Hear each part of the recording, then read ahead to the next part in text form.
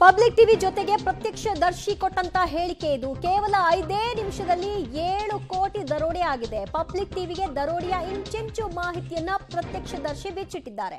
Ashoka pillar ಬಳಿ CMS ವಾಹನ ಬಂತು. ಮಾರುತಿ ಝೆನ್ ಕಾರ್ನಲ್ಲಿ ಕೆಲವರು ಬಂದ್ರು. ಆ ನಂತರದಲ್ಲಿ 3-4 ಜನ ಸಿಎಂಎಸ್ ಸಿಬ್ಬಂದಿ ಜೊತೆಗೆ ಮಾತನಾಡಲಿಕ್ಕೆ ಮುಂದಾದ್ರು. ಕೇವಲ 5 ನಿಮಿಷದಲ್ಲಿ 3-4 ಜನರ ಜೊತೆ ಸಿಎಂಎಸ್ ಸಿಬ್ಬಂದಿ ಹೊರಟರು. ಎಟಿಎಂ ವಾಹನವಿದ್ದ ಜಾಗದಲ್ಲಿ ಯಾವುದೇ ಗಲಾಟೆ ಗೋಜಲು ನಡೆಯಲಿಲ್ಲ. ಹೀಗಂತ ಪಬ್ಲಿಕ್ ಟಿವಿಯ ಜೊತೆಗೆ ಪ್ರತ್ಯಕ್ಷದರ್ಶಿ ಮಾಹಿತಿಯನ್ನ ಹಂಚಿಕೊಂಡಿದ್ದಾರೆ. ಆ ಸಂದರ್ಭ, ಆ ಕ್ಷಣಕ್ಕೆ ನಡೆದಂತಹ ಬೆಳವಣಿಗೆ, ಎಷ್ಟು ಮಂದಿ ಸ್ಪಾಟ್ನಲ್ಲಿದ್ರು, ಅನಂತರ ಏನಾಯ್ತು ಅನ್ನೋದಕ್ಕೆ ಅವರು ವಿವರಿಸಿದ್ದಾರೆ. सर मैं यहाँ पर बैठा था, मेरे को इतना नॉलेज नहीं था, आके रुका, चला गया गाड़ी। मैं देखा, खाली ऐसा नजर रखा था, खाली वो बात करके चला गया। ಅದು ಎಷ್ಟು ಗಾಡಿ ಬಂದಿತ್ತು ಏನು ಅಂತ? एक मारुति ज़ेन था और एक डिपार्टमेंट बैंक का गाड़ी था बस। अब आके 2-3 जन बात किया, चला गया। जैसा डेली होता वैसा ही चल गया। ಎಷ್ಟು ಜನ ಇದ್ರು? कितने लोग आया? सर अभी उतना दिमाग में तो नहीं है कितना लोग था। मैं ऐसा देखा, वो चला गया गाड़ी, बाकी कुछ देखा नहीं मैं। ಗಲಾಟೆ ಏನಾರು ಆಯ್ತಾ?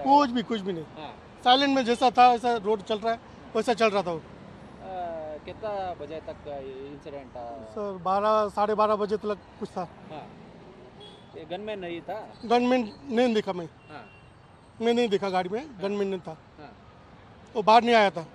ಈ ಝೆನ್ನಲ್ಲಿ ಬಂದವರು ಆ ಒಂದು ಇದಕ್ಕೆ ಹತ್ಕೊಂಡ್ರ ಹೇಗೆ ಅಂತ? Sir Hindi Zen